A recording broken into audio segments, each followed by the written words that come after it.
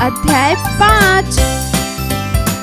जग जीवन में जो चिर महान कविता। अध्ययन से पूर्व। माँ, क्या भगवान भी किसी को दिखते हैं? बेटा, ईश्वर निराकार है, उसे किसी ने नहीं देखा है। हम सिर्फ अपने आंतरिक भाव से उनकी मूर्ति की कल्पना करके उनकी भक्ति करते हैं। कविता का मूल तत्व, हमारी प्रार्थना सदैव मानव हित में होनी चाहिए। जब जीवन में जो चिर महान, सौंदर्यपूर्ण और सत्य प्राण, मैं उसका प्रेमी बनूं नाथ, जिससे मानव हित हो समान, जिससे जीवन में मिले शक्ति, छूटे भय संशय अंत भक्ति, मैं वे प्रकाश बन सकूं नाथ, मिल जावे जिसमें अखिल व्यक्ति। दिशि दिशि में प्रेम प्रभा प्रसार, हर भेद भाव का अंधकार, मैं खोल सकूं चिर मुंदे नाथ, मानव के उर के स्वर्ग द्वार। पाकर प्रभु तुमसे अमरदान, करके मानव का परित्राण, ला सकूं विश्व में एक बार, फिर से नव जीवन का विहान। सुमित्रा नंदन पंत। शब्दार्थ, हित अर्थात भला, उपकार, संशय अर्थात शंका संदेह, अखिल अर्थात संपूर्ण समस्त, प्रभा अर्थात प्रकाश ज्योति, चिर अर्थात बहुत दिनों से, द्वार अर्थात दरवाजा, परित्राण अर्थात पूर्ण रक्षा बचाव, विहान अर्थात सवेरा सुबह नया दिन। उच्चारण करें। सौंदर्य, प्रसार, अंधकार, संशय, सत्य, परित्राण। अध्यापन संकेत, शिक्षक शिक्षिका विद्यार्थियों को पाठ का सारांश बताएं, संपूर्ण मानव के कल्याण की प्रार्थना करने के लिए प्रेरित करें। अभ्यास कार्य, जरा बताइए। प्रश्न 1, दिए गए प्रश्नों के उत्तर बताइए। कवि निष्कपटता से परिपूर्ण क्यों बनना चाहता है? उत्तर, कवि सभी मानवों की मदद करना चाहते हैं, उन्हें उस दिशा में ले जाना चाहते हैं जो उनके जीवन में सफलता और खुशी लाएगी। कवि कौन सी प्रभा के अनुरूप चलना चाहता है?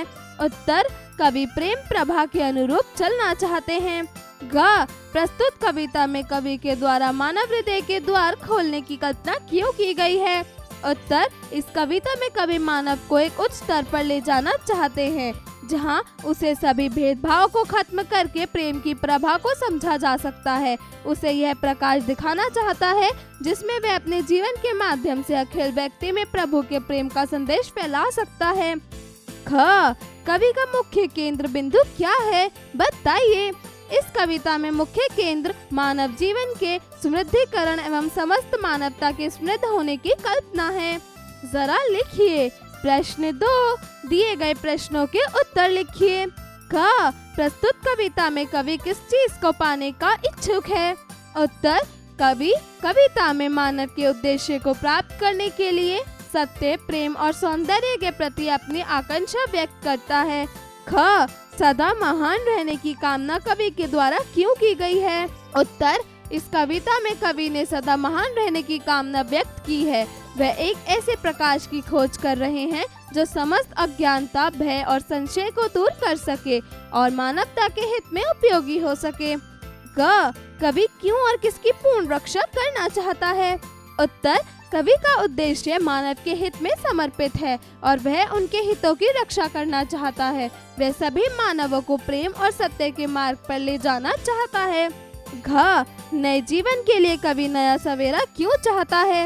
उत्तर, कवि नए जीवन के लिए स्वतंत्रता, शक्ति, समता और शांति की तलाश में है।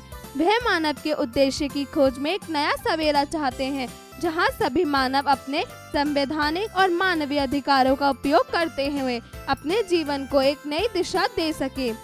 प्रश्न 3, कविता की अधूरी पंक्तियों को पूरा कीजिए। जिससे जीवन में मिले शक्ति, छूटे भय संशय अंधभक्ति, मैं वह प्रकाश बन सकूं नाथ, मिल जावे जिसमें अकिल व्यक्ति। दशि दशि में प्रेम प्रभा प्रसार, हर भेदभाव का अंधकार, मैं खोल सकूं चिर मुंदे नाथ, मानव के उर के स्वर्ग द्वार। प्रश्न 4, दिए गए प्रश्नों के लिए उचित विकल्प का चयन कीजिए। कवि किस प्रकार के प्रेम का इच्छुक है? प्रकृति, असत्य प्राण, सत्य प्राण इनमें से कोई नहीं। उत्तर सत्य प्राण। ख किसके हृदय को विच्छेदन करने की कल्पना कवि ने की है? मानव, जानवर, ईश्वर, राक्षस। उत्तर मानव। ग कवि अपने नूतन जीवन में किसकी उम्मीद रखता है? नए दिनों, नए सवेरों, नई शाम, नई रात। उत्तर नए सवेरों। घ प्रस्तुत कविता में प्रयुक्त शब्द चीर महान से क्या तात्पर्य है? सदा सोने वाला, सदा जागने वाला, सदा महान रहने वाला, सदा ठहरने वाला।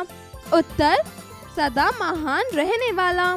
प्रश्न 5, दिए गए वाक्यों में सही के सामने सही तथा गलत के सामने गलत का चिन्ह लगाइए। क हमें सदैव मानव हित के लिए प्रयास करना चाहिए। उत्तर सही। ख संपूर्ण जगत में निष्कपटता सदैव महान रहती है। उत्तर सही। ग कवि के द्वारा हृदय के द्वारों को खोलने से मना किया गया है। उत्तर गलत। घ हमें तर्कहीन आस्था को बढ़ावा देना चाहिए। उत्तर सही। ड़ कवि नए सवेरे को चाहता है। उत्तर सही।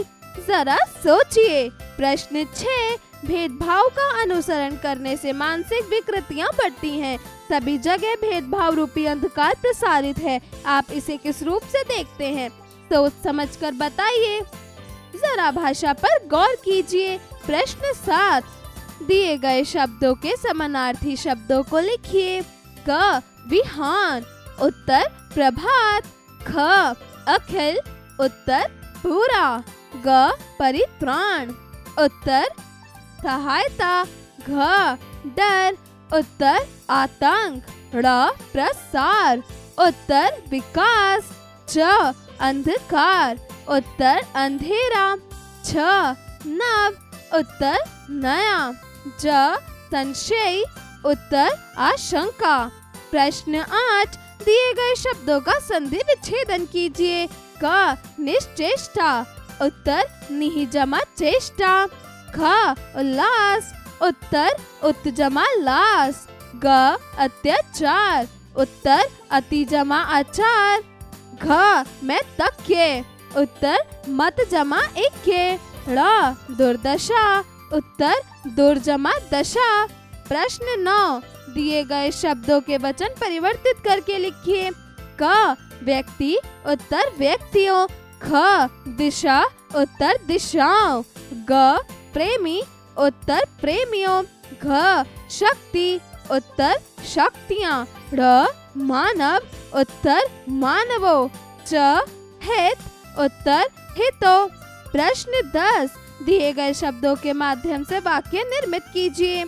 क सौंदर्य। उत्तर राधा का सौंदर्य वर्णन करने योग्य था। घ जग। उत्तर इस जग में अच्छे और बुरे सभी तरह के लोग पाए जाते हैं। ग नात।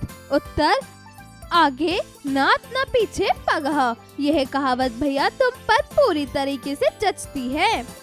घ संशय। उत्तर मुझे है कि संशय है कि वह झूठ बोल रहा है। ड़ और। उत्तर सब आशाएं, अभिलाषाएं और कारागृह में बंद हो गई हैं। प्रश्न 11, रचना की दृष्टि से वाक्यों के भेद लिखिए। क जो सदा सत्य बोलते हैं कभी नहीं डरते हैं। उत्तर संयुक्त वाक्य। ख क्या तुम खेलने चलोगे? उत्तर साधारण वाक्य। ग बाप रे कैसे था वो आंधी पानी का तूफान? उत्तर संयुक्त वाक्य। घ दादी माँ संदूक से कंगन निकाल लाई। उत्तर साधारण वाक्य। ड़ हो सकता है वे मेरे पास आए। उत्तर मिश्र वाक्य। जरा रचनात्मक कार्य कीजिए। प्रश्न 12, दी गई पंक्तियों के भावार्थ लिखिए। क जरा जीवन में जो चिर महान, सौंदर्यपूर्ण और सत्य प्राण, मैं उसका प्रेमी बनूं नाथ, जिससे मानव हित हो समान। ख दशी दशी में प्रेम प्रभा प्रसार, हर भेद भाव का अंधकार, मैं खोल सकूं चिर मुंदे नाथ, मानव के डर के स्वर्ग द्वार। प्रश्न 13, प्रस्तुत कविता के रचयिता सुमित्रा नंदन पंत जी हैं। इनके बारे में जानकारी एकत्रित करके लिखिए। जरा दिमाग लगाइए। प्रश्न 14, नीचे कुछ रचनाओं के शीर्षक दिए गए हैं, इन्हें देखिए और बताइए कि सुमित्रा नंदन पंत की रचना कौन कौन सी है। लोकायत्न, मधुशाला, ग्रांथि, अग्निपथ, मुक्ति यज्ञ, साय में धूप, पतझड़। जीवन कौशल एवं मूल्य परक प्रश्न। प्रश्न 15, हर व्यक्ति को नए दिन की शुरुआत नए सिरे से करनी चाहिए। आप इसे अपने जीवन में किस प्रकार नई शुरुआत करना चाहेंगे?